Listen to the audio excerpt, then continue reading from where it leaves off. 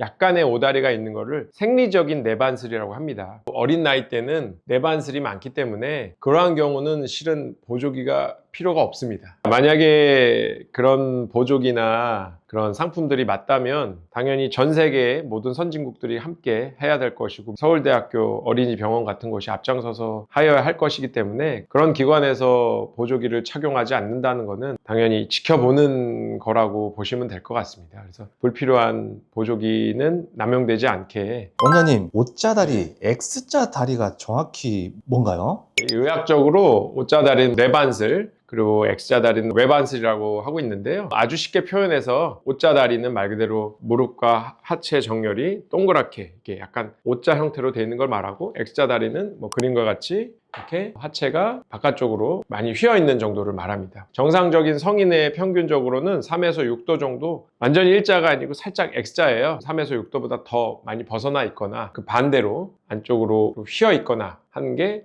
오다리, X자 다리라고 보실 수 있겠습니다. 그리고 제가 어디서 봤는데 돌 전후엔 다리가 휘어도 괜찮다던데 성장 과정인지 교정 대상인지 어떻게 구별하나요? 정상 사람의 평균적인 다리의 각도의 성장을 보면은 2세, 3세 뭐 그 정도까지는 대부분 오다리가 많습니다. 약간 O자 형태를 띠고 있고 3세 이후에 4세, 5세 이렇게 지나면서 오히려 약간 X자를 띠기도 합니다. 그러다가 하체 정렬은 13, 14, 15세 정도 되면은 어느 정도 굳게 되는데, 약간의 오다리, 뭐 약간의 X자 다리가 있다고 모든 것이 다 병은 아니니까, 아이가 좀 뒤뚱뒤뚱 걷는 게 좀 이상하다든지 다리 모양이 이상하다든지 하면은 병원에 오셔서 정렬 사진을 꼭 찍어 보셔야 확실하게 오다리인지 X자 다리인지를 알 수 있게 됩니다. 자, 근데 문제는 병원에 가는 걸 좀 꺼려하는 것 같기도 하고 집에서 좀 체크하고 싶어 하신단 말이죠.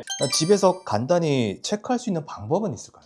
물론 육안으로 오다리 X자 다리를 판단하지는 않습니다. 오다리 X자 다리는 무조건적으로 이렇게 정상 하지 관상면 사진이라고 하는데, 이 사진을 통해서 측정을 해야 오다리 내반슬 그리고 X자 다리 외반슬을 정확하게 판단할 수 있습니다. 그래서 보통 아이들이 내반슬이 있든 외반슬이 있든 불편함 없이 잘 생활을 하는데, 그래도 한 번 정도는 병원에 오셔서 이 내반슬이 맞는지 외반슬이 맞는지 확인을 하고, 이상한 병, 내반슬을 만들어내는 구루병이라든지 골형선 뭐 부전증이라든지 뭐 블러헌트병이라든지 이러한 다른 병들을 감별을 해주는 것이 중요하기 때문에 꼭 소아정형외과를 방문하셔서 한 번 정도 엑스레이 촬영을 하시는 것을 추천드립니다. 그리고 성장판이 열려 있는 동안 자연 교정이 된다는 말이 있던데 보조기나 깔창은 언제부터 고려하나요? 구루병이 심하거나 아니면 블라운트병이라고 종아리에 있는 뼈가 많이 휘는 병이 있는데, 이러한 병이 심한 경우를 제외하고는 약간의 오다리가 있는 것을 생리적인 내반슬이라고 합니다. 말 그대로 어린 나이 때는 내반슬이 많기 때문에 그러한 경우는 실은 보조기가 필요가 없습니다. 보조기로 교정이 되는 게 아니기 때문에. 그리고 생리적인 내반슬의 경우는 본인의 가지고 있는 인자에 따라서 추후에 다리가 곧은 사람은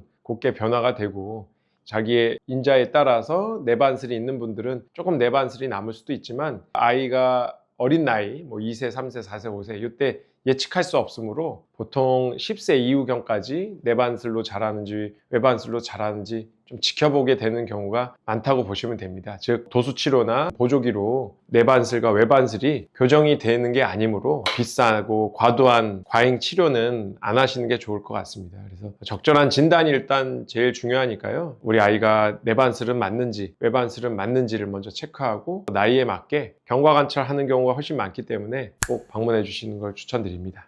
야, 이거 듣고 보니 이게 문제일 수도 있겠네요. 일부 몰지각한 의료기관에서 우리 아이들 도수치료 해야 낫습니다. 그리고 비싼 보조기 팔 목적으로. 그래서는 안 되겠죠? 네, 맞습니다. 만약에 그런 보조기나 그런 상품들이 맞다면 당연히 전 세계의 모든 선진국들이 함께 해야 될 것이고, 미국에서도 하고 영국에서도 하고 일본에서도 하고 한국에서도 할 것이고, 서울대학교 어린이병원 같은 곳이 앞장서서 하여야 할 것이기 때문에 그런 기관에서 보조기를 착용하지 않는다는 것은 당연히 지켜보는 거라고 보시면 될 것 같습니다. 그래서 불필요한 보조기는 남용되지 않게 대부분의 경우는 경과 관찰하고 지켜보는 경우가 많기 때문에 꼭 보호자분들께서 그런 오다리, 내반슬, 엑스트라다리, 외반슬에 대해서 소아과나 다른 병원에서 이야기를 들으셨다면 소아정형외과 전문의랑 상의하시기를 부탁드립니다. 그리고 습관이 문제라는 말도 많습니다. 그 W자로 엉덩이 꿇기 그 자세 있잖아요.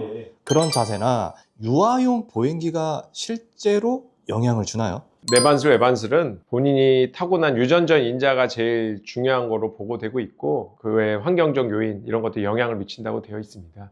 아직까지 보행기가 그러한 다리 정렬을 뭐 더 심하게 한다 이런 객관적인 증거는 없고요. W자라는 거는 사실 오다리, 내반슬과 X자다리, 외반슬과 큰 관련이 없습니다. 이는 안짱걸음, 즉 내족지 보행이라는 것과 관련이 많은데 말이 어렵죠. 말 그대로 아이들이 바깥쪽으로 많이 향해 있는 걸 팔자걸음, 그리고 발이 안쪽으로 향해서 걷는 거를 안짱걸음이라고 하는데, 안짱걸음과 같은 경우는 보통 우리 아이의 대퇴골, 즉 고관절에서 뼈의 각도가 안쪽으로 휘어져 있거나 아래쪽, 경골 쪽에서 뼈가 약간 안으로 더 감겨 있거나 하는 경우에서 생기는 경우가 많은데, W자로 앉는 거는 당연히 좋지 않고 안짱걸음인 경우에도 W로 앉는 거를 좀 지양하라고 보호자분들한테 교육을 하고 있어요. 일단 안짱걸음은 또 다른 문제다. 근데 W자로 앉는 것이 안짱걸음에 악화되는데 좀 영향을 미칠 수 있기 때문에 이론적으로는 W로 앉는 것보다는 양반 다리로 앉는 것을 더 추천드리고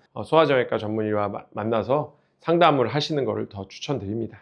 네, 그래서 이 안짱걸음, 내족지 보행에 대해서는 다음에 저희가 영상으로 말씀을 자세히 드리고요. 그리고 비타민 D나 칼슘 부족이 다리 힘을 만든다고 하는데 아이들 뭐 먹는 거 식이요법이 중요한가요? 간혹 우리가 현장에서 보면 구루병, 즉 비타민 D 결핍증, 부족증 때문에 오다리가 오는 경우가 있어요. 구루병은 뼈의 말단이나 이런 부위가 비타민 D 부족으로 인해서 형성이 잘 안 돼서 휘게 되는 질환인데, 이것은 치료의 대상이 됩니다. 적절하게 치료를 해야 되는 병이기 때문에 비타민 D가 꼭 내반슬, 오다리를 좋아지게 한다 이런 개념이 아니고, 일단 내반슬이 있으면 그거에 대한 원인이, 즉 구루병이 있을 수 있기 때문에 생리적인 현상으로 나타나는 내반슬인지 아니면은 구루병인지 그 외에 다른 선천성 희귀 질환 때문인지를 소아정형외과에서 꼭 감별을 받으셔야 됩니다. 그것이 치료의 시작이라고 볼 수 있습니다. 소아정형외과에서 구루병이 의심된다고 하면 대학에 있는 소아내분비내과 같은 곳으로 전원을 시켜서 그곳에서 적절한 검사와 비타민 D 결핍에 대한 치료를 받는 것이 우선 중요하다고 할 수 있습니다. 선천성 희귀 질환이 심해서 생긴 오다리의 경우에는 어린 나이에도 보조기 치료가 적응증이 될 수 있습니다. 그러면 운동을 시키면 교정에 도움이 될까요? 아니면 관절에 더 무리가 갈까요?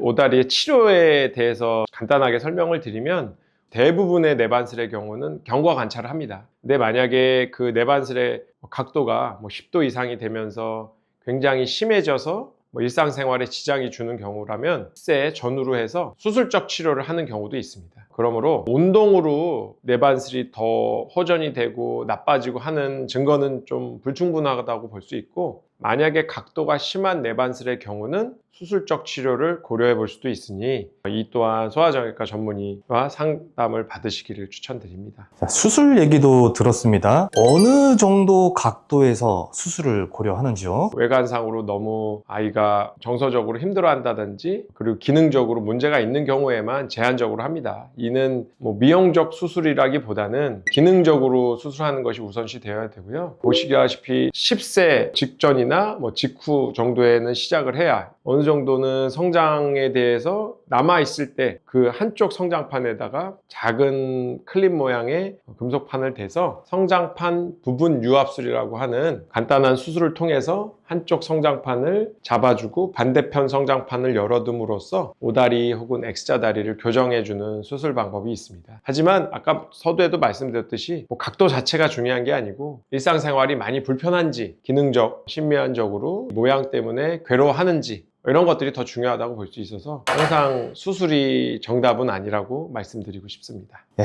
원장님 오늘도 좋은 말씀 감사드리고요. 정리하자면 역시나 이것도 과잉 진료 조금 조심해야 될 것 같다. 네, 맞습니다. 이게 참 그래서는 안 되겠지만 일부 몰지각한 의료기관에서 환자를 돈으로 본단 말이죠. 값비싼 보조기나 값비싼 치료에 대해서는 조금 의구심을 가져야 됩니다. 보호자분들께서 냉정하게 좀 판단을 해보시고 다른 소아정형외과 전문의와 상담을 통해서 이 치료가 적절한지에 대해서 다시 한번 상의를 할 필요가 있습니다. 교차 검증이 필요하다. 네, 말씀이죠? 네, 감사합니다. 네, 감사합니다.